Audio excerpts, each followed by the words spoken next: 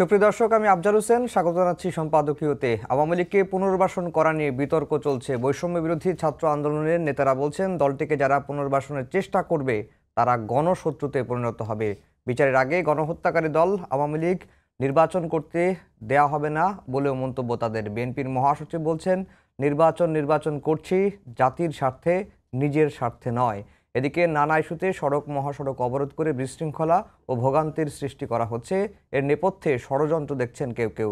এসব নিয়ে আমাদের আজকের সম্পাদকীয় রাজপথে বিশৃঙ্খলা। আর এ নিয়ে আলোচনার জন্য স্টুডিওতে উপস্থিত আছেন সাইফুল হক, সাধারণ সম্পাদক বাংলাদেশের বিপ্লবী ওয়ার্কার্স পার্টি, এবং সোহরাব হাসান, সিনিয়র সাংবাদিক। দর্শক, আপনারা এই আলোচনায় অংশ নিতে পারেন, এজন্য আপনাদের ফোন করতে হবে টেলিভিশনে দেখানোর নম্বরে। এছাড়া ফেসবুকের মাধ্যমেও আপনাদের মন্তব্য পাঠাতে পারেন।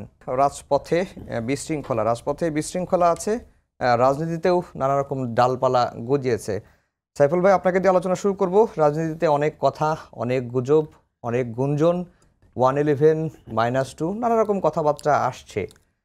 শুরুতে একটু জানতে চাই, কি হচ্ছে দেশে এখন? আপনাকে ধন্যবাদ। প্রিয় ভাজন, আমাদের প্রিয় লেখক এবং কবি সোহরাব হাসান। আর আমি সময় টেলিভিশনে আমার প্রথমবারের মতন আসা, এই উপলক্ষে দর্শক শ্রোতা এবং আপনাদের সবাইকে আমি আমাদের পার্টি, বিপ্লবী ওয়ার্কার্স পার্টির পক্ষ থেকে উষ্ণ শুভেচ্ছা জানাই। আর কি হচ্ছে এটা এখন বলতে পারেন 17 কোটি মানুষের রাজনীতি সচেতন প্রায় সবারই প্রশ্ন এটা। কি হচ্ছে, প্রথমত এই কি হচ্ছে প্রশ্নের মধ্য দিয়ে 5ই আগস্টের ছাত্র শ্রমিক জনতার গণঅভ্যুত্থানের পরে আমরা যেটা অসাধারণ সময় পার করছি, এটা তার একটা লক্ষণ। পৃথিবীর মধ্যে সম্ভবত বাংলাদেশ সবচেয়ে পলিটিক্যালি ভাইব্রেন্ট একটা দেশ এবং একটা সমাজ, যেখানে প্রত্যেকটা মানুষ দেশ নিয়ে, ভবিষ্যৎ নিয়ে প্রত্যেকের নিজস্ব চিন্তা আছে, এজেন্ডা আছে, নানা ধরনের পরিবর্তনের আকাঙ্ক্ষা, নানা ধরনের রিফর্মের এজেন্ডাও। আপনি চায়ের দোকানে বসলে দেখবেন সবার পকেটে 2, 4, 5টা করে প্রস্তাবনা প্রত্যেকেরই আছে। এই জন্য বলেছি অসাধারণ একটা সময় আমরা পার করছি। পুরনো জমানাতে কেউ আর ফিরতে চায় না, এটা খুব পরিষ্কার। আমরা সামনে তাকাতে চাই। মানুষের বিশাল প্রত্যাশা, বাংলাদেশ একটা আধুনিক, গণতান্ত্রিক, জবাবদিহিমূলক, একটা অসাম্প্রদায়িক, একটা সাম্যভিত্তিক রাষ্ট্র হবে, সরকার হবে, সমাজ হবে। এটাই তো চাওয়াটা আমাদের। এবং অবশ্যই বৈষম্যহীন একটা সমাজ জায়গাটা যাবে। কি হচ্ছে সাম্প্রতিককালে, এটা নিয়ে ধরুন সরকার 100 দিন পার হয়েছে। 100 দিন পার উপলক্ষে প্রধান উপদেষ্টা প্রফেসর ইউনূসের জাতির উদ্দেশ্যে তার যে ভাষণটা আমার বিবেচনায়, আমি এটাকে প্রথম দিনে বলেছি, আমি এটাকে ইতিবাচক হিসাবেই এটাকে নিয়েছি। এর নির্বাচন বা কয়েকটা বিষয় যদি বাদ দেই, এটা প্রশ্ন ছাড়া, পরের দিনে আমরা যখন আল জাজিরায় প্রকাশিত তার যে সাক্ষাৎকার, আবার গতকালকে ভারতের হিন্দু পত্রিকাতে ওনার ইন্টারভিউ যেটা বেরিয়েছে, সবগুলো যদি আমরা সামনে আসি, আমি রাজনীতির মানুষ হিসাবে সকল রাজনৈতিক দল বা রাজনীতি সচেতন মানুষ আশা করেছিলেন যে এবার প্রধান উপদেষ্টার বক্তব্যের মধ্য দিয়ে এবার তারা যে পরিবর্তনের যে আকাঙ্ক্ষা, যে ডিসেম্বরের মধ্যে সংস্কার কমিশন তার রিপোর্টগুলো চূড়ান্ত করবেন, আলাপ আলোচনা হবে, এবং এরপরে আলাপ আলোচনা করে আগামী বছরে কবে কখন দেশে অবাধ, নিরপেক্ষ, বিশ্বাসযোগ্য নির্বাচন হবে তার হয়তো একটা পথ নকশা তিনি হয়তো বলবেন। এই জায়গাটা তিনি কথাটা তো পরিষ্কার করে উল্লেখ করেননি, আবার বলেছেন নির্বাচন তো, এবং নির্বাচনের লক্ষ্যে অনেকগুলো আবার পদক্ষেপ নিয়েছেন, কাজ করছেন, সেটা আবার উল্লেখ করেছেন। আবার আল জাজিরায় যে প্রকাশিত সাক্ষাৎকার, যখন সাংবাদিকের প্রশ্ন উত্তরে যখন বললেন যে সরকারের সর্বোচ্চ মেয়াদ হতে পারে 4 বছর, বললেন এটা কমও হতে পারে।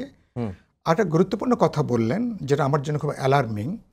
বললেন রাজনৈতিক দলগুলো যদি কোনো সংস্কার না চায় তো হবে না, তাহলে শুধু একটা নির্বাচন হবে। আর তারপরে হিন্দু পত্রিকায় আওয়ামী লীগকে কেন্দ্র করে আরও বেশ কিছু কথাবার্তা তিনি বললেন। তো সেই জায়গাটা হচ্ছে যে তার মানে সরকারের মধ্যে এখনো কিছু দ্বিধা দোলাচল যে কাজ করছে, মানে নির্বাচন নিয়ে রাজনৈতিক দল বা রাজনৈতিক সমাজ যে সুস্পষ্ট একটা কথাবার্তা দেখতে চেয়েছিলেন, এই বক্তব্যের মধ্য দিয়ে কিন্তু মানে খুব একটা স্পষ্ট হলো না, বিভ্রান্তি জায়গাটা রয়ে গেল। এমনকি সরকারের টেনিয়রের প্রশ্নে, তাদের মেয়াদের প্রশ্নে, আর সরকার কি দীর্ঘদিন থাকতে চান, তারা কি 2 বছর 3 বছর, পারলে 4 বছর পর্যন্ত তারা থাকতে চান কিনা, তিনি 4 বছরের কথা বলেননি, কিন্তু এটা যে একটা ভাবনা যে আছে যে দরকার হলে 4 বছর পর্যন্ত মানে থাকতে চান বা থেকে দেওয়া যেতে পারে মানে এগুলোর জন্য। এখন ছাকাটা দরকার হবে কেন? দরকার হতে সংস্কারের জন্য। তার বক্তব্যে বেশ কিছু স্ববিরোধিতা আছে। যেমন এক জায়গায় বলছেন যে রাজনৈতিক দলগুলো যেটুকু একমত হতে পারবে সেটা নিয়ে আমরা সিদ্ধান্ত নেব, যেটা আমাদেরও বক্তব্য। সরকার শেষ পর্যন্ত তারা দাঁড়াবে কোথায়? ধরুন শত শত প্রস্তাবনা এসছে, 10টা সংস্কার কমিশন যা যা আছে, আমরা সরকার কোথায় দাঁড়াবে, আমরা কোথায় দাঁড়াবো? জাতীয় পর্যায়ে ন্যূনতম ঐক্যমত যে সমস্ত প্রশ্নে আছে, সেটা নির্বাচন বলি, নির্বাচনী ব্যবস্থার গণতান্ত্রিক সংস্কার বলি, প্রশাসন বলি, পুলিশ বলি, জুডিশিয়ারি বলি, ল এনফোর্সিং এজেন্সিস বলি, অথবা ফাইন্যান্সিয়াল সেক্টরে বলি, তাহলে যেটুকু আমার ঐক্যমত আছে সেখানে তো আমরা দাঁড়াবো। তাহলে দাঁড়ানোর পরে আমি মনে করি সে ব্যাপারে এক সিদ্ধান্ত হতে পারে। বাকি দীর্ঘমেয়াদী বা মধ্যমেয়াদী যতগুলো পরিবর্তনের প্রশ্ন আছে, রূপান্তরের প্রশ্ন আছে, আমি নিশ্চয়ই মনে করি সেটা আগামী নির্বাচিত জনপ্রতিনিধিরা, নির্বাচিত পার্লামেন্ট এসব ব্যাপারে তারা সিদ্ধান্ত তারা গ্রহণ করবেন। কিন্তু সরকারের এ পর্যন্ত চলনে বলনে যেটা মনে হচ্ছে, তারা কি, এবং এক একজনের একটু মানে সমন্বয়হীন বক্তব্য, কিছুটা স্ববিরোধী বক্তব্য এবং অনেকটা তাৎক্ষণিক বিভিন্ন মন্তব্য, যেটা রাষ্ট্রের এরকম একটা জায়গা থেকে মনে হচ্ছে অনেক বেশি সুচিন্তিত, অনেক বেশি একটা সংহতি বা একটা গোছানো বক্তব্য যেটা থাকাটা দরকার ছিল। এতে যেটা তৈরি হয়েছে, সরকারের বিভ্রান্তি তৈরি হচ্ছে, সরকার অপ্রয়োজনীয় বিতর্কের মধ্যে তারা কিন্তু পড়ে যাচ্ছেন। আবার মানুষ যখন দেখছে বাজারে যখন একটা লাগামহীন একটা ঊর্ধ্বগতি, মানুষের ক্রয় ক্ষমতা কমে যাচ্ছে, মানুষ নিত্য প্রয়োজনীয় চাহিদা মেটাতে মানুষের জীবন কিন্তু নাকাল, ল এনফোর্সিং এজেন্সির অবস্থাটা ভালো না, পেশাগত দায়িত্বের মধ্যে নাই, তাহলে সরকার যত দিন যাচ্ছে সরকার কিন্তু মানুষের আস্থাবোধটা কিন্তু জাগিয়ে তুলতে পারছে না।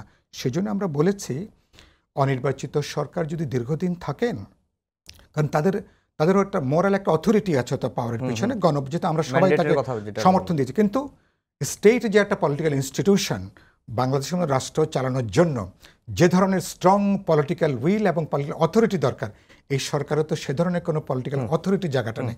ফলে কোনো কিছু ইম্পোজ করা, কোনো কিছু যে আপনার কার্যকারী করা, মানে মানুষ তো আপনাকে শেষ পর্যন্ত ফলাফল দেখতে চায়, সেই জায়গা থেকে একটা বিভ্রান্তি আছে। আমি সেই জায়গা থেকে মনে করি যে ইভেন এরকম একটা সময় এটা অস্বাভাবিক না। এখন সরকার উচিত হবে, সরকারের পরিস্থিতিটা খুবই উত্তেজনাপূর্ণ, আমি আগেও একবার এক অনুষ্ঠানে বলেছিলাম, কিন্তু সরকারের দিক থেকে উত্তেজনাবশত কোনো সিদ্ধান্ত নেওয়া ঠিক হবে না। তাদের ম্যান্ডেট হচ্ছে বাজারটা নিয়ন্ত্রণ করবেন, জনজীবনের শান্তি নিরাপত্তাটা নিশ্চিত করবেন, এবং নির্বাচনের জায়গাটা তারা যদি যেতে পারেন, আগামী নির্বাচিত সরকার হাতে ক্ষমতা তারা যদি দিয়ে সম্মান নিয়ে তারা বিদায় নিতে পারেন, তাহলে সরকারকে আমরা নিশ্চয় তাদেরকে আমরা সাধুবাদ জানাবো। সোহরাব ভাই, সরকারের ভিন্ন দিকে যাওয়ার ভয়, এটি আজকে বিএনপির মহাসচিব বলেছেন, এবং বিএনপির ভারপ্রাপ্ত চেয়ারম্যান তারেক রহমানও বলেছেন যে কোথাও কোনো ষড়যন্ত্র চলছে। এই যে ভিন্ন দিকে যাওয়ার ভয়, এই ভয়টা আসলে কিসের? ধন্যবাদ সাইফুল ভাইকে, শুভেচ্ছা। আসলে সরকারের মধ্যে একটা অস্থিরতা কাজ করছে, সেটা নানা রকম চাপ আছে, যেমন সরকারের বিভিন্ন শ্রেণী পেশার মানুষের, প্রশাসনের ভিতরের, ছাত্রগণ অভ্যুত্থানে যারা নেতৃত্ব দিয়েছেন ছাত্র নেতারা, তাদের চাপ, রাজনৈতিক দলগুলোর। সুতরাং এবং প্রথম দিকে সব পক্ষের এই অন্তর্বর্তী সরকারের প্রতি যে ধরনের আস্থা ছিল, যে ধরনের ভরসা ছিল, সেটি ধীরে ধীরে কিন্তু কমে যাচ্ছে। সুতরাং একদিক থেকে এবং জনজীবনের সংকট বাড়ছে, মানুষের সমস্যা বাড়ছে। সুতরাং সরকারের প্রতি যে সন্তুষ্টি 3 মাস আগে ছিল, সেই সন্তুষ্টি কিন্তু এখন নেই। কারণ সবার আগে কিন্তু মানুষের ক্ষুধা, মানে তার মৌলিক চাহিদা পূরণ। বাজারে যে তার আয় দিয়ে তার যদি সংসারের ব্যয় নির্বাহ না করতে পারে, তাহলে তাকে নানা পথ, হয় তার খাদ্যের পরিমাণ কমাতে হবে, খাদ্য গ্রহণের, অথবা নিম্নমানের, অথবা তাকে অন্য কোনো উপায়ে ঋণ করতে হবে, অথবা আরও যদি কঠিন হয় তার হয়তো যে সঞ্চয় সেটা ভাঙতে হবে, এমনকি তার আসবাবপত্র অনেক সময় বিক্রি করে তাকে চলতে হতে হবে, কারণ তার মৌলিক চাহিদা তো পূরণ করতে হবে। এই ক্ষেত্রে সরকারের প্রথম থেকে এই এতগুলো সংস্কার, এত কমিশন, কিন্তু মানুষের মৌলিক চাহিদা কিভাবে মেটানো যায়। আগের সরকার অনেক কিছু অব্যবস্থা আছে, অনেক কিছু তারা জবরদস্তি করেছে। তারা এই যে 1 কোটি দরিদ্র মানুষের তালিকায় ব্যত্যয় আছে, অনিয়ম আছে, কিন্তু এটি তো দ্রুত প্রতিকার করা উচিত ছিল। আমরা দেখলাম যে 43 লাখ তালিকা থেকে 43 লাখ নাম বাদ দেওয়া হয়েছে। তাহলে ওই প্রথমত হচ্ছে যে তাহলে নতুন 43 লাখ লোক যোগ করতে হবে, যারা যারা সত্যিকার পাওনা প্রাপ্য যাদের। কারণ ধরে নিয়েছে যে ওই 43 লাখ সচ্ছল দলীয় বিবেচনায় তাদেরকে দেওয়া হয়েছে। কিন্তু বাংলাদেশের অর্থনৈতিক অবস্থা এত, এই গরিব মানুষগুলোর 4,10,00,000 লোক এখনও দারিদ্র্য সীমার নিচে। আপনি 1 কোটি কার্ড দিয়েছেন, তারা তো তাতে তো কতজনকে, এবং সেই কার্ডের বিনিময়ে কী দেওয়া যাচ্ছে? টিসিবির সামনে ট্রাকের সামনে যে লাইন, দীর্ঘ লাইন, এবং সবাই সেটি পাচ্ছে না। সুতরাং মানুষের মধ্যে কিন্তু একটা হাহাকার, এটি সরকার অনুভব করছেন কিনা আমরা তো দেখি না যে সরকারের উপদেষ্টাদের কথাবার্তায়, ভাবভঙ্গিতে তাদের প্রতি কোনো উদ্বেগ আছে বা কিছু করণীয় দ্রুত। সরকার গতানুগতিক করেছে, কিছু শুল্ক, আমদানি শুল্ক কমিয়েছে, কিন্তু কেন দাম কমছে না? আমদানি শুল্কের পরেও উপদেষ্টারাও কিন্তু আক্ষেপ করছেন, তারাও ক্ষোভ প্রকাশ করছেন যে কেন কমছে না এর পরেও। তাহলে এই কারণটা খুঁজে তো বের করতে হবে। আর সব কিছুতে ষড়যন্ত্র তত্ত্ব, এটি যারা কর্তৃত্ববাদী শাসন এতদিন প্রতিষ্ঠা করে আসছিল তারা কিন্তু বলতেন সব কিছুর, তখন জামাত, বিএনপি বা সরকার বিরোধী দল। এখনও একটা যে কোনো সংকটে, যে কোনো সমস্যায় এই ষড়যন্ত্র তত্ত্ব খোঁজা হয়। ফ্যাসিবাদের দোসর, আচ্ছা দোসর হলে তাকে খুঁজে বের করতে হবে। আর প্রকৃত এরকম বলতে বলতে এই বাঘের গল্পের মতো, যখন বাঘ আসবে তখন কিন্তু আর উপায় থাকবে না যে সত্যিকার ফ্যাসিবাদের দোসর যারা যারা ক্ষতি করছে। এখন ধরেন তিতুমির কলেজের ছেলেরা আন্দোলন করছে, এবং খুবই সহিংস আন্দোলন বলবো, যে ট্রেনের শিশুকে রক্তাক্ত করছে, একজনের চোখ, একজন চোখ কি অবস্থা হয়েছে জানি না। প্রথমত হচ্ছে সেখানে তড়িৎ গতিতে সেখানে সেনাবাহিনী মাঠে আছে, এখন সেনাবাহিনী গেল না কেন, পুলিশ কেন গেল না? আচ্ছা, দ্বিতীয় হচ্ছে যে এই আন্দোলন হতে পারে, সরকার তো নানা গোয়েন্দা বিভাগ আছে, এতগুলো এই ছাত্ররাই তো এই সরকারের প্রতিষ্ঠায় বা এই ছাত্র আন্দোলনেও তাদের ভূমিকা ছিল। ঢাকা শহরে যে কলেজগুলোর ছিল তার মধ্যে তিতুমির কলেজ কিন্তু তাদের একটা কেন্দ্র ছিল। সুতরাং তাদেরকে বোঝানো, ছাত্র নেতারা যারা এই বৈষম্যবিরোধী আন্দোলনের নেতৃত্ব দিয়েছেন তারাও তাদের কাছে যেতে পারতেন, সরকারের উপদেষ্টারা যেতে পারতেন। আমরা দেখলাম ঘটনা ঘটার পরে আজকে কোথায় সচিবালয়ে বৈঠক হয়েছে। মানে সরকার যে কোনো সমস্যায় পদক্ষেপ নেয় দেরিতে, যে কারণে অনেকগুলো ঘটনা ঘটেছে। তোর মব জাস্টিস হচ্ছে না এখন। তো এই যে সরকারের পদক্ষেপের কারণে দুর্গাপূজায় শান্তিপূর্ণভাবে হয়েছে, এত উদ্বেগ উৎকণ্ঠা ছিল, এত অপপ্রচারও ছিল, কিন্তু সেখানে সমস্ত শক্তি নিয়োগ করা হয়েছে এবং রাজনৈতিক দল, সামাজিক সংগঠন, ছাত্র সবার সম্মিলিত উদ্যোগ ছিল। তা সরকারের অন্য ক্ষেত্রে এই সম্মিলিত উদ্যোগ নেই। অনেকগুলো সরকার ভাবছে, যেমন রাজনৈতিক দলগুলোর প্রধান অভিযোগ যে সরকার কোনো কিছুতেও তাদের জিজ্ঞাসা করেন না, কোনো ব্যাপারেই তাদের সাথে পরামর্শ করেন না। এ তো ঠিক রাজনৈতিক দলগুলোরই দেশব্যাপী নেটওয়ার্ক আছে, তাদের নেতাকর্মী আছে, তাদেরকে ব্যবহার করতে পারেন, আন্দোলনে যেমন ব্যবহার করেন, ভালো কাজেও তো, কল্যাণমূলক কাজেও তো ব্যবহার করতে পারেন। কিন্তু সরকার চাইছে না। তাহলে সরকারের সিদ্ধান্তগুলো আসে কোথা থেকে? সরকারের সিদ্ধান্ত নিজেদের থেকে, সরকারে যারা আছেন, উপদেষ্টা পরিষদ আছে, এবং কোনো কোনো ক্ষেত্রে ছাত্র নেতারা। কিন্তু ছাত্র নেতাদের কথাও যে তারা শুনেন তা না। ছাত্র নেতারা তো অভিযোগ, একজন ছাত্র নেতার সমন্বয়ক তিনি বলেছেন এই 3 মাসে তাদের সাথে কোনো বৈঠক হয়নি, ছাত্র নেতাদের সাথে সরকারের আনুষ্ঠানিক কোনো বৈঠক হয়নি। এমনকি তারা মানে কোনো SMS দিলে বা বার্তা দিয়েও, টেলিফোন দিয়েও তাদের ধরতে পারেন না উপদেষ্টা। এক হতে পারে যে উপদেষ্টারা মনে করছেন যে এদের প্রয়োজন নেই, আর রাজনৈতিক দলগুলোরও প্রয়োজন নেই। তাহলে তাদের তো ভালো করে চালাতে হবে, আমরা তো দেখছি যে এই যে আপনি যে রাস্তায় বিশৃঙ্খলা তো একদিনে হয়নি, এবং আহ, উম, আওয়ামী লীগ সরকার চলে যাওয়ার পর 3 দিন তো খুব ভালো চলছে এবং কোনো পুলিশও ছিল না, ছাত্ররাই চালিয়েছে। কিন্তু এটা তো দীর্ঘ সময় চলবে না। বা এই যে ছাত্রদের বলছে যে তারা সহায়তা করবে, কিন্তু এটা কত টাকা টেকসই হবে? যারা শিক্ষার্থী এখনো আছে তাদের তো শিক্ষা প্রতিষ্ঠানে ফিরে যেতে হবে, ক্লাসে ফিরে যেতে হবে, নাহলে তো তার পড়াশোনায় যে ক্ষতি হবে। আপনি একদিন তাকে স্বেচ্ছাসেবক হিসেবে কাজে লাগিয়ে তার কতটা প্রতিদান হবে।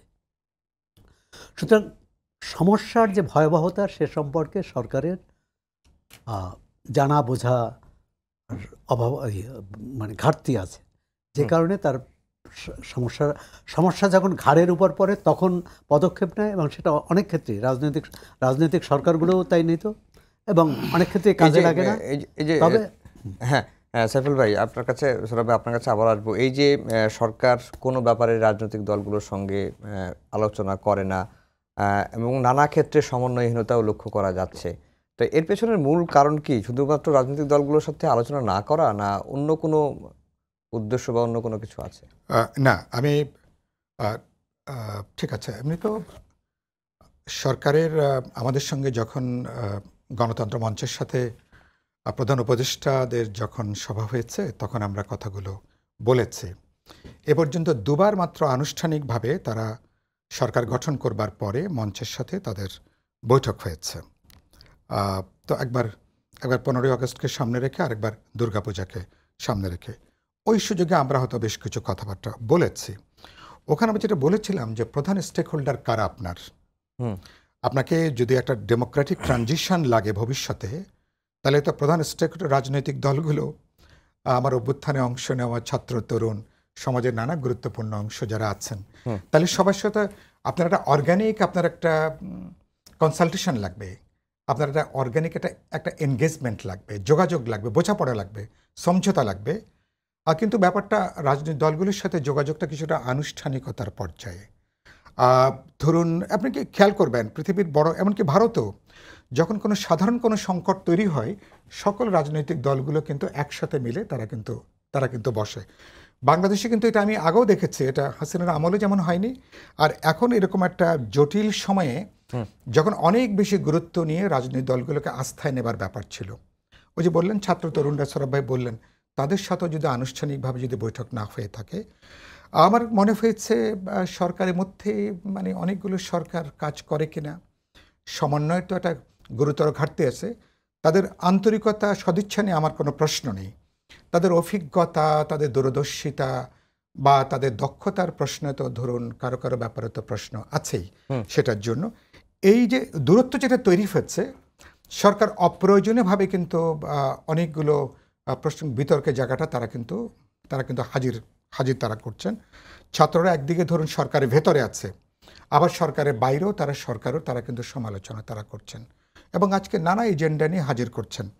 ধরুন এখন তো মানুষের অসংখ্য এজেন্ডা, কিন্তু আপনি সরকারের থেকে আপনার প্রধান লক্ষ্যটা কি, আপনার মঞ্জিলে মুকসুদের জায়গাটা কি, কোথায় আপনি পৌঁছাতে চান? প্রধান উপদেষ্টা প্রফেসর ইউনূস তিনি জাতির উদ্দেশ্যে ভাষণ যেটা বলেছেন, তারা একটা নির্বাচিত সরকারের তারা যেতে চান, তাহলে তো দৃশ্যমান বিশ্বাসযোগ্যভাবে সেটা হাজির করা দরকার। তাহলে রাজনৈতিক মহলে আপনাদের সদিচ্ছা নিয়ে প্রশ্ন উঠবে কেন? তাহলে রাজনৈতিক মহলে আপনাদের কোনো হিডেন এজেন্ডা আছে কিনা, আপনারা অন্য কোনো দিকে চলে যাচ্ছেন কিনা, এগুলো নিয়ে আপত্তি উঠবে, এটা নিয়ে প্রশ্ন উঠবে কেন, এটা নিয়ে সন্দেহটা আসবে কেন? কারণ আপনাদের তো বিশেষ কোনো রাজনৈতিক কোনো পক্ষপাতিত্ব থাকার কথা না। আপনার অভ্যুত্থানের সরকার, ঠিক আছে, আমরা সবাই আপনাদেরকে এক কাটা সমর্থন জুগিয়েছি, কিন্তু চরিত্রগতভাবে আপনারা নন পার্টিজান একটা এন্টারিম সরকার। একটা ফ্যাসিস্ট রেজিমের পরবর্তীতে ডেমোক্রেটিক্যালি ইলেক্টেড গভর্নমেন্ট যাওয়া পর্যন্ত আপনাদের টেনিওর, আপনারা কী করবেন? 16 বছরের আবর্জনা খানিকটা পরিষ্কার করবেন, ঘরটাকে বাসযোগ্য করবেন, আস্থার জায়গাটা তৈরি করবেন, এবং গুরুত্বপূর্ণ সংস্কার যেগুলো নিয়ে আমাদের একমত, সংস্কারের এজেন্ডা তো 5ই আগস্টের পর আমরা হাজির করিনি। সংস্কারটা আমরা বলে এসছি গত 1.5 দশক ধরে, আর এই যুগপথের শরিকরা গত 2.5 বছর ধরে সংস্কারের কথাটা আমরা বলে আসছি। তাহলে এটা 5ই আগস্টের ব্যাপার না। তিনি বললেন না প্রধান উপদেষ্টা যে এরপর দেখা যাবে যে যদি সংস্কার ছাড়াই যদি ইলেকশন, আর বাবা এটা তো আপনাদের কথা না, এটা তো পলিটিক্যাল পার্টি, আমাদের একটা পাবলিক কমিটমেন্ট। আমাদের দেশের মানুষের প্রতি আমাদের অঙ্গীকার যে আমরা আমার সংবিধান, আমার রাষ্ট্র, প্রধানমন্ত্রীর স্বেচ্ছাচারী ক্ষমতা কিভাবে একটা দলকে স্বৈরতন্ত্রী করে তোলে, একজন ব্যক্তি মানুষকে কিভাবে কর্তৃত্ববাদী করে তোলে, তাহলে গোটা ব্যবস্থার আমরা এর একটা পরিবর্তন চেয়েছি। নির্বাহী বিভাগ, বিচার বিভাগ এবং আইন প্রণয়নী বিভাগ, আমার ডেমোক্রেটিক ইনস্টিটিউশনসগুলো, আমার সাংবিধানিক প্রতিষ্ঠান যেগুলো আছে, একটা লজিক্যাল রেশনাল ভারসাম্য থাকবে, যেটা যে কোনো ডেমোক্রেটিক মডার্ন স্টেটের যেটা বৈশিষ্ট্য। এসব নিয়ে ইতিমধ্যে আমাদের তো বিপ্লবী ওয়ার্কার্স পার্টি তো প্রোগ্রাম আছে, যুগপথের শরিকরা আমরা 31 দফা আমরা কিন্তু এটা আমরা বলেছি। আমি ওদের বিএনপির ওই 31 দফার প্রোগ্রামে আমি উল্লেখ করেছিলাম যে আমাদের 31 দফার বাইরেও 5ই আগস্টের পরে অনেক গুরুত্বপূর্ণ সংস্কারের ব্যাপারে আলোচনা চলে এসছে। আমি মনে করি রাজনৈতিক দলগুলোকে এগুলো বিবেচনার মধ্যে নেওয়া দরকার। হয়তো ধরুন আগে আমাদের প্রত্যাশাটা কিছুটা সীমিত ছিল, কিন্তু 5ই আগস্টের পরে আমাদের তো বিশাল প্রত্যাশা জেগে উঠেছে না? তো সুতরাং সেই জায়গা থেকে কোন কোন পরিবর্তনগুলো আমরা এখনই করতে পারি এ ব্যাপারে তো আমাদের কোনো দ্বিমত নেই। প্রবলেম হচ্ছে সরকার আস্থায় তারা নিতে পারছেন না। তো আপনাদের যেহেতু কোনো বিশেষ কোনো রাজনৈতিক পক্ষপাত যদি না থাকে, ধরে নিচ্ছি, তো তাহলে কেন আপনারা ট্রান্সপারেন্ট হবেন না পলিটিক্যাল পার্টিগুলোর সাথে, ছাত্র, তরুণ বা সমাজের নানা অংশের সাথে? আপনারা উনি বলছেন কি যে আপনারা যে 10টা সংস্কার কমিশন ওয়েবসাইটে আপনারা আপনাদের মতামত পাঠান, ইমেল করে পাঠান। আরে বাবা, আমি যে রিফর্মের প্রস্তাব করি, আপনি যদি আমার সাথে কথা না বলেন, আমার একটা প্রস্তাবের পেছনে লজিকটা কি, র্যাশনালটা কি, সেটা তো বলার কোনো সুযোগ থাকছে না। আমি 100টা প্রস্তাব পাঠালাম, আপনি কি 99টা কি আপনি ডাস্টবিনে ফেলবেন, নাকি একটা আপনি আলোচনা করবেন? এটা তো আমার তো জানার কোনো সুযোগ নেই। প্রবলেম আমি দেখছি, ওই যে বললাম, এক ধরনের কি বলবো সমন্বয়হীনতা দেখছি, দোলাচল দেখছি, দ্বিধা দুর্বলতা আমি দেখছি, এবং তাদের লক্ষ্য নিয়ে আমি এখন কিছুটা অস্পষ্টতার জায়গাটা যে দেখলাম যে আজকে আসিফ নজরুল বলছেন, যে আমি দেখলাম আজকে তিনি একটা খুব ভালো কথা বলেছেন যে এর পিছনে অন্য কিছু খোঁজার কোনো কারণ নেই, আমাদের লক্ষ্যটা প্রয়োজনীয় কাজগুলো করে আমরা একটা ইলেকশনের জায়গাটা যাব। এবং আমি মনে করি খুব দ্রুত সরকারের উচিত হবে এই জায়গাটা খুব পরিষ্কার করে কথাটা বলা। রাজনৈতিক দলগুলোর সাথে এখন জরুরত হয়েছে আরেক দফা আলাপ আলোচনা করে সত্যি সত্যি তারা কি করতে চান, তাদের এই রোডম্যাপটা কি, পথনকশা জায়গাটা কি। হ্যাঁ, টেকনিক্যালি ইলেকশন কমিশন ফাইনাল ইলেকশনের ডেটটা দেবে, ইলেকশন কমিশন ডিক্লেয়ার করবে, এটা ইলেকশন এর মধ্যে। কিন্তু আপনি ইলেকশন কমিশনে তো 5 জন ফেরেস্তা বসিয়ে দিলেও তারা ইলেকশন করতে পারবে না যদি না সরকার সর্বতভাবে যদি সহযোগিতা না করে। তাহলে এটা একটা অর্কেস্ট্রা, যেখানে পলিটিক্যাল পার্টি, অন্তর্বর্তী সরকার, ইলেকশন কমিশন, সকল স্টেক হোল্ডাররা আমরা সবাই যদি একটা যৌথভাবে যদি এই অর্কেস্ট্রার পার্ট হতে পারি, তাহলে বাংলাদেশের বিশাল সম্ভাবনা আছে আমরা আগামীতে একটা গণতান্ত্রিক অভিযাত্রার দিকে যাওয়ার জন্য। সরকার উচিত হবে ঝেড়ে কাশা, পরিষ্কার করে কথাবার্তা বলা, বলবেন যে আমাদের কোনো হিডেন এজেন্ডা নাই, পরিষ্কার বলবেন আমাদের এখানে সন্দেহ করবার কোনো কারণ নাই, পরিষ্কার বলবেন আমরা বিশেষ কোনো এজেন্ডা নিয়ে আমরা পুশ করছি না, পরিষ্কার করে বলবেন পলিটিক্যাল পার্টি, রাজনৈতিক সমাজ তারা আমাদের মূল স্টেক হোল্ডার, এবং আমরা আগামী 2025 সালের মধ্যে যদি নির্বাচন করে বেরিয়ে যেতে পারি তাহলে সেটা আমাদের জন্য ভালো হবে। এই কথাগুলো যদি আপনি এভাবে বলতে পারেন, সরকারের প্রতি আস্থাটা বাড়বে, বিশ্বাসটা বাড়বে, অনেকগুলো সমস্যাও সমাধান করাটা সহজ হবে। জি, সৌরভ ভাই, আপনি যেটি শুরুর দিকে বললেন যে এই অন্তর্বর্তীকালীন সরকারের উপর মানুষের যে শুরুর দিকে যে আস্থা ছিল সেটি আসলে কমতে শুরু করেছে, এবং জুলাই বিপ্লবে যে ধরনের ঐক্য গড়ে উঠেছিল সেই ঐক্যেও কিন্তু আমরা দেখেছি যে ফাটল ধরেছে নানা ইস্যুতে।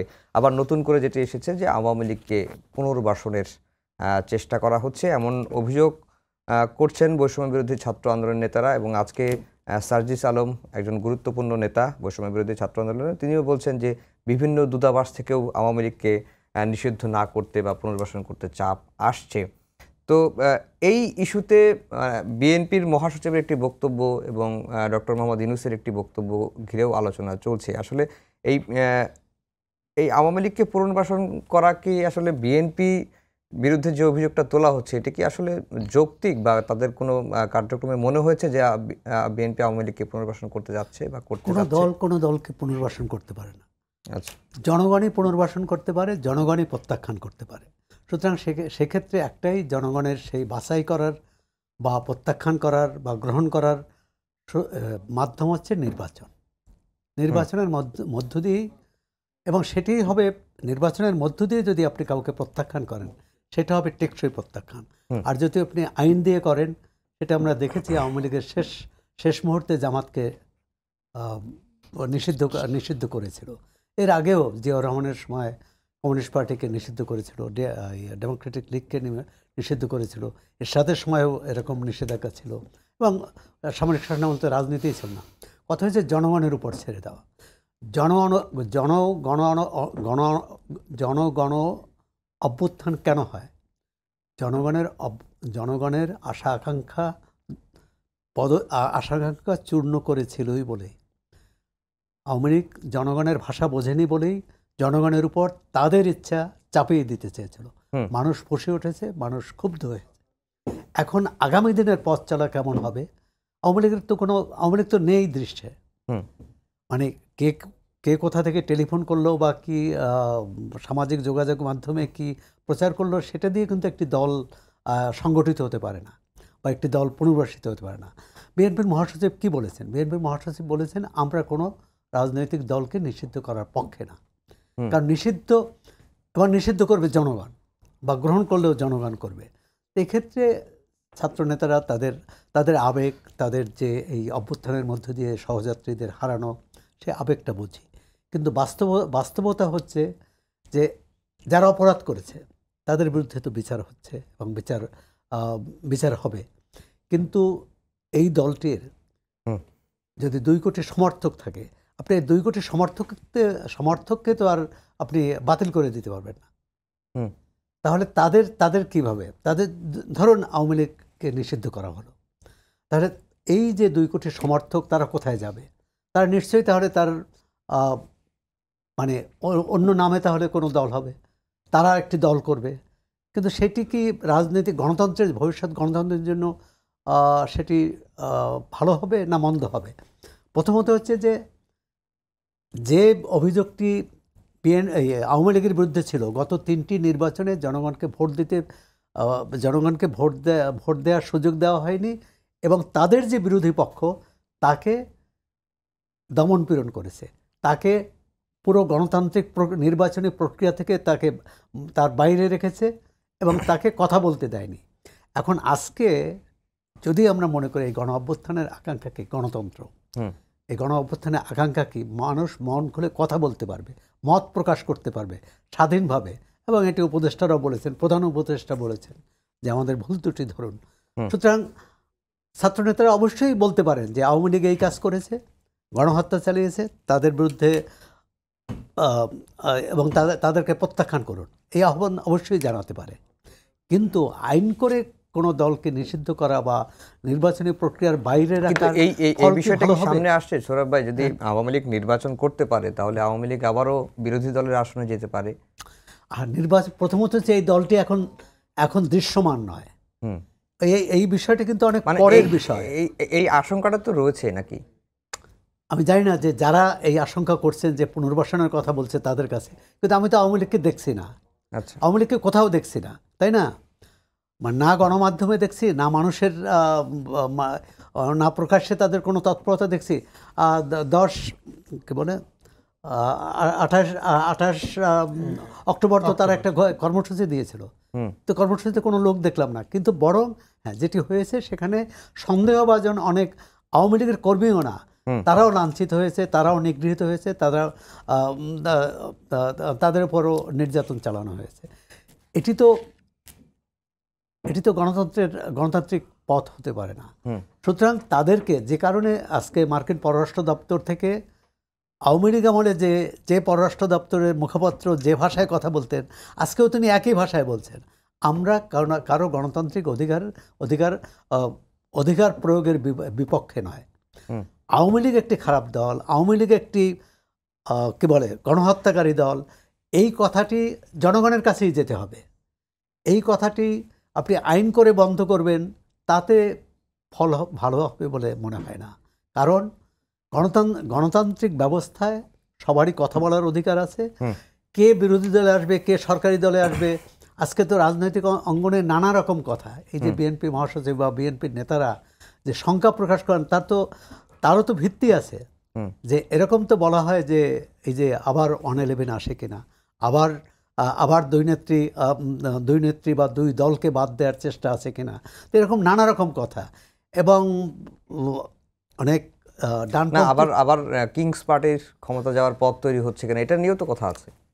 অনেকগুলোই আছে। একেবারেই আমাদের ইতিহাসের দুর্ভাগ্য হচ্ছে, আমাদের রাজনীতির দুর্ভাগ্য হচ্ছে যে আমরা যে দুঃশাসন যে দুঃশাসন থেকে বেরিয়ে আসি, সেই দুঃশাসন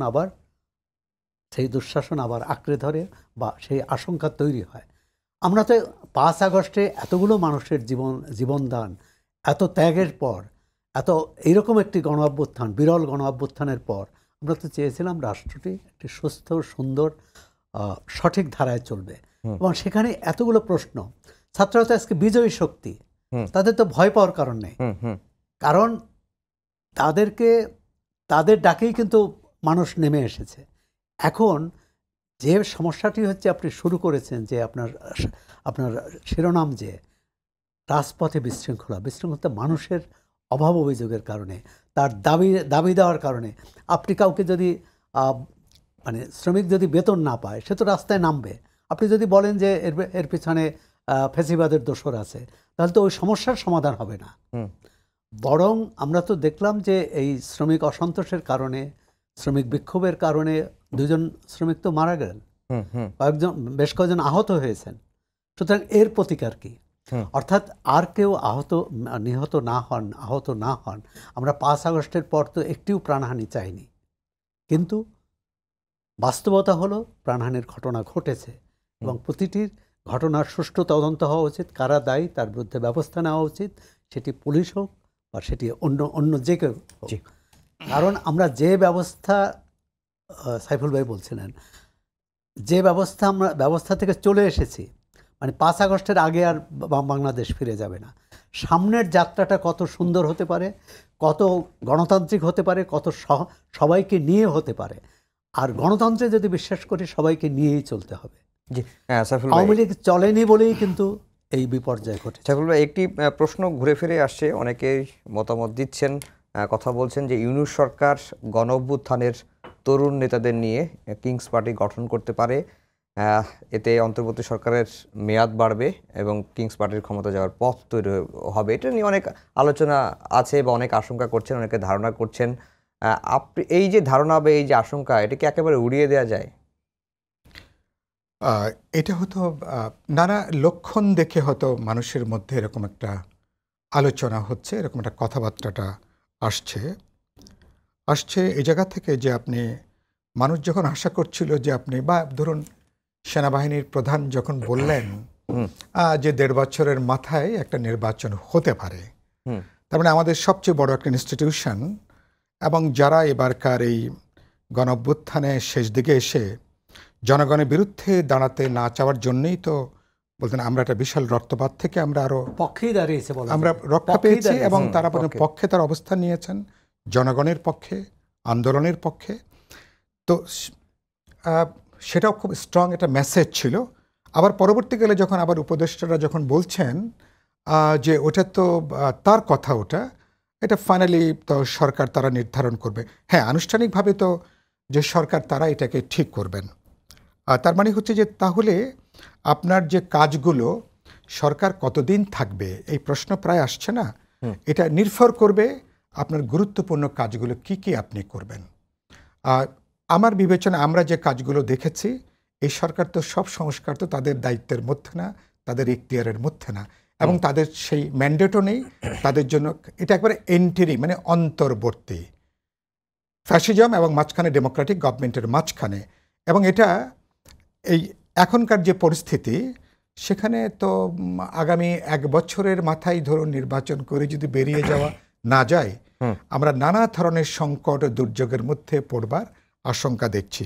এখন সরকার তারপরও যখন আলোচনা আসছে যে 3 বছর 4 বছর, যখন নানা আলোচনাগুলো আসছে, তো সেখানে এরকম একটা ধারণা যেটা আপনি বললেন, সমাজে নানা অংশের মধ্যে দানা বাঁধছে, তাহলে কি সরকার প্রচ্ছন্নভাবে তাদের এই অন্তর্বর্তী সরকার তার পরোক্ষ বা প্রত্যক্ষ কোনো একটা মদদের মধ্য দিয়ে বা একটা রাষ্ট্রীয় একটা বাতাবরণে কি অন্য কোনো একটা রাজনৈতিক দল বা পলিটিক্যাল প্ল্যাটফর্ম গড়ে তোলবার জন্য কি সময় নেওয়া হচ্ছে কিনা? আমি নিশ্চিত না, কিন্তু সেদিক থেকে আমার বক্তব্যটা এরকম। আপনি যে শব্দটা বললেন, আমাদের এখানে কিংস পার্টির অভিজ্ঞতাটা কিন্তু খুব খারাপ। এটা বিশেষ করে এরশাদের আমলে যখন আমরা দেখেছি 9 বছরে, আমি তো যারা রাজপথে তার মধ্যে আমি একজন, আক্ষরিক অর্থে ওই 9 বছরে, এবং তিনিও যখন চেষ্টা করেছেন সে ফলাফলটা বুমেরাং হয়েছে। 111-এর পরে আমরা দেখি এমনকি আওয়ামী লীগ সর্বশেষ ডামি ইলেকশন করতে যে বা আগে পরে নানা ধরনের উদ্যোগ যেগুলো হয়েছে, কিংস পার্টি সম্পর্কে মানুষের প্রথমেই যে ট্যাগটা চলে আসছে, এটা মানুষের কাঁধে এটাকে চাপিয়ে দেওয়া হচ্ছে।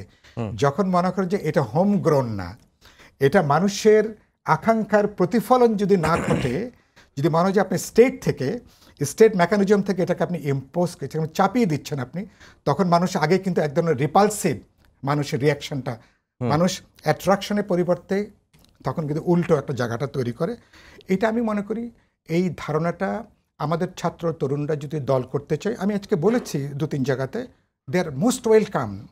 কারণ ছাত্র তরুণরা মনে হয় যে এক্সিস্টিং পলিটিক্যাল পার্টি বা প্রসেসের ব্যাপারে তারা ঠিক আস্থা রাখতে পারছেন না, তারাই একমাত্র এটাকে কনসিস্টেন্টলি আকাঙ্ক্ষা ধারণ করবেন। আমি এটাকে স্বাগত জানাবো, কিন্তু সেই কাজটা করার জন্য আপনাকে সরকারের বাইরে আসতে হবে। আপনি সরকারও থাকবেন, আবার সরকারের বাইরে যে আপনি রাজনৈতিক এই জায়গাটা তৈরি করবার চেষ্টা করবেন, শুরুতে কিন্তু ছাত্র তরুণদের যে সম্ভাবনা জায়গাটা, এটাও কিন্তু নষ্ট হয়ে যাবে আর কি। অর্থাৎ আপনার ইন্টেনশন নিয়ে প্রশ্ন উঠবে। এটা প্রবলেম হবে দুটো, অন্তর্বর্তী সরকারের নিরপেক্ষতা নিয়ে গুরুতর প্রশ্নবিদ্ধ হবে, আর এই অন্তর্বর্তী সরকার যদি প্রশ্নবিদ্ধ হয়ে যায়, তাদের ভবিষ্যতের প্রতিটা কাজ কিন্তু প্রশ্নবিদ্ধ হতে হতে যাবে। এমনকি আগামী নির্বাচনও তাহলে কিন্তু প্রশ্নবিদ্ধ হওয়ার আশঙ্কা থাকবে। সেজন্য আমি মনে করি যে ছাত্ররা যদি করতে চান, এটা খুবই ভালো উদ্যোগ। আপনি যদি একটা দল করতে চান আপনার 5 জন বন্ধুকে নিয়ে, আমাদের এইরকম একটা সমাজে তো সেই সুযোগটা আছে, কোনো অসুবিধা নাই। কিন্তু আপনি সরকারের বাইরে থেকে যদি আপনারা কোনো বিপ্লবী দলও করতে চান, তারা মনে করেন বিপ্লব হয়েছে না, তাদের তো উচিত হবে সরকারের বাইরে যে হয় একটা বিপ্লবী দল বা বিপ্লবী প্ল্যাটফর্ম এটাকে ডিক্লেয়ার করা, এবং করে আগামী নির্বাচনের জন্য তারা সেকেন্ড রিপাবলিক বলছেন, সংবিধান পুরোপুরি বাতিল করবার কথা বলছেন, আরও অনেক এজেন্ডা তারা হাজির করছেন না। তা আমার এজেন্ডা নিয়ে কোনো আপত্তি নেই। আমি মনে করি এগুলোকে রায় দেবে কে? জনগণ তো এগুলো বলবে।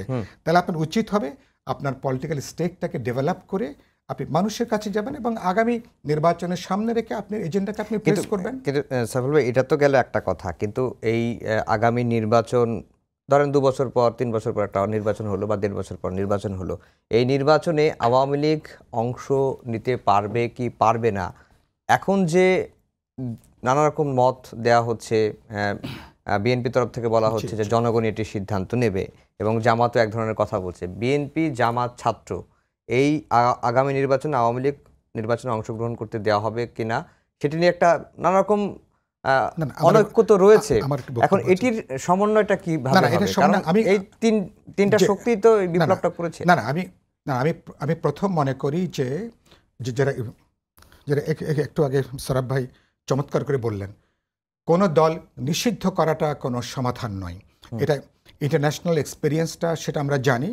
বাংলাদেশেও আমাদের যেটুকু অভিজ্ঞতা, এটা বরঞ্চ বুমেরাং হয়েছে, মানুষের মধ্যে বরঞ্চ উল্টো একটা সহানুভূতির জায়গাটা তৈরি হয়। আর গুরুত্বপূর্ণ হচ্ছে তাদের অপরাধগুলো অনেক ক্ষেত্রে কিন্তু আড়াল হয়ে যায়, এবং এটা হচ্ছে আমার একটা বাস্তব অভিজ্ঞতার জায়গাটা হচ্ছে এটা। সেজন্য আমি মনে করি এখন ধরুন আওয়ামী লীগের তারা যে গণহত্যার বড় অভিযোগ আছে যেটা সংগঠিত হয়েছে, 16 বছরে তাদের দুঃশাসনের ব্যাপারে হাজার হাজার মানুষের, লক্ষ লক্ষ মানুষের অভিযোগ আছে, মামলা আছে, গুম খুন, রাষ্ট্রীয় সন্ত্রাস থেকে শুরু করে ব্যাংক লুট থেকে শুরু করে দেশকে আক্ষরিক অর্থে ইস্ট ইন্ডিয়া কোম্পানির মতো লুটপাটের বাজার বানানোর ক্ষেত্রে নিশ্চয়ই এগুলো নিয়ে মামলা হবে। সুতরাং আওয়ামী লীগ কীভাবে রাজনীতিটা করবে, যাদের গুরুতর অভিযোগ আছে তাদের বাইরে, যেটা সরব ভাই বললেন, আওয়ামী লীগের যে কনস্টিটিউয়েন্সি আছে, তার ভোটাররা আছে, সমর্থক আছেন, তাদের বিভিন্ন স্তরের তাদের অসংখ্য নেতাকর্মীরা আছেন, তাদেরকে ঠিক করতে হবে। তারা কিন্তু এখনো পর্যন্ত 100 দিন পরে আওয়ামী লীগ এখনো কিন্তু ক্ষমা প্রার্থনা করে নাই। আওয়ামী লীগ এখনো কোনো অনুশোচনা নেই, কোনো আত্মদগ্ধ কোনো মনোভাব নেই। বরঞ্চ ভেতরে বাইরে থেকে আমরা যে সমস্ত ভিডিও বার্তা শুনি, কিছুটা উস্কানি আছে, কিছুটা বরঞ্চ পরিস্থিতি উত্তপ্ত করে তোলার কিন্তু নানা ধরনের বক্তব্য দেওয়া হচ্ছে এবং আওয়ামী লীগ- এগুলো কিন্তু ভালো কিন্তু বার্তা কিন্তু দিচ্ছে না। আওয়ামী লীগ ইস্যুতে বিএনপি ছাত্র আমি আসছি, এবং বলছি, জামাতের যে দূরত্ব না, তৈরি না, না, হয়েছে না, বলছি, এটি তো এক জায়গায় না না আমি আসতে আমি হবে। বলছি যে আমি বলছি এই পথে আওয়ামী লীগ ফিরতে পারবে না। আওয়ামী লীগকে আমরা যে বলছি নতুন যে গণতান্ত্রিক যে সমাজ, হ্যাঁ আওয়ামী লীগের ব্যাপারে আমার আদর্শিক বা রাজনৈতিক সাংগঠনিকভাবে তাকে মোকাবেলা করার প্রশ্ন, এটাই হচ্ছে একটা রাজনৈতিক দল আর একটা পলিটিক্যাল পার্টিকে এভাবে মোকাবেলা করে, কিন্তু নিষিদ্ধ করে না, ঠিক আছে। এবং এই যুগে, কারণ আপনি ভবিষ্যৎ যেটা ইনক্লুসিভ সমাজ করতে চান, তাহলে তো সেখানে আপনার ডেমোক্রেটিক স্পেস তো সবার জন্য রাখার সুযোগ আছে, যারা নির্দিষ্ট অপরাধের সঙ্গে যারা যুক্ত না।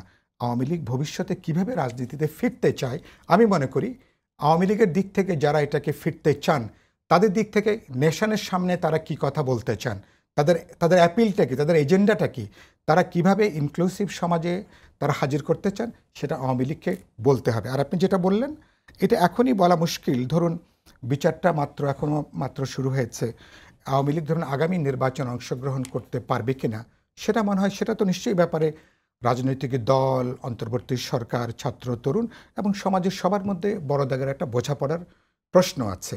তো সেই জায়গাটা আমি মনে করি এটা একটা বড় একটা আলোচনা। তো সেটা নির্ভর করবে আওয়ামী লীগ কিভাবে, আওয়ামী লীগের অপরাধীর বাইরে যে মানুষরা আছেন তারা কিভাবে হাজির হচ্ছেন দেশবাসীর কাছে, এটা কিন্তু খুবই গুরুত্বপূর্ণ।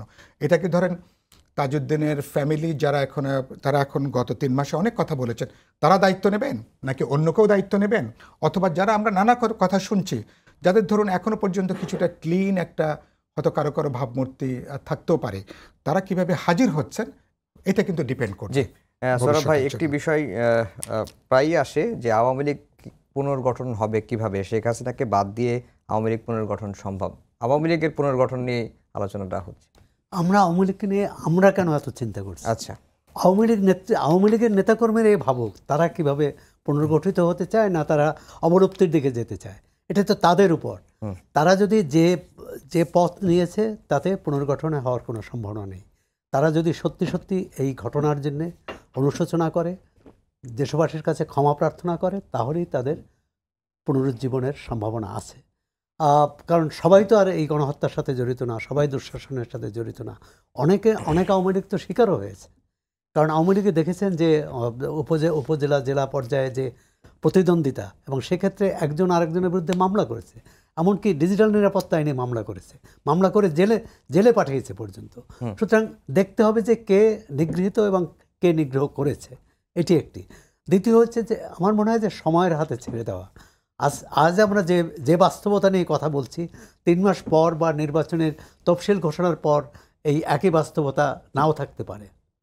সুতরাং 2018 সালে তো জামাত ইসলাম নিবন্ধিত দল ছিল না। জামাতের প্রার্থীরা নির্বাচন করেছেন ধানের শীষ নিয়ে করেছেন। তাই সুতরাং আওয়ামী লীগ যদি নিষিদ্ধও হয়, তারা এই লোকগুলো তো আর নিষিদ্ধ হবে না। একজন ব্যক্তি যার বিরুদ্ধে কোনো অভিযোগ নাই, তাকে আপনি নিষিদ্ধ করবেন কীভাবে? সে তো স্বতন্ত্র প্রার্থী নির্বাচন করতে পারে, সে তো অন্য নামেও করতে পারে। পাকিস্তানে অনেক কমিউনিস্ট পার্টি নিষিদ্ধ ছিল, তারা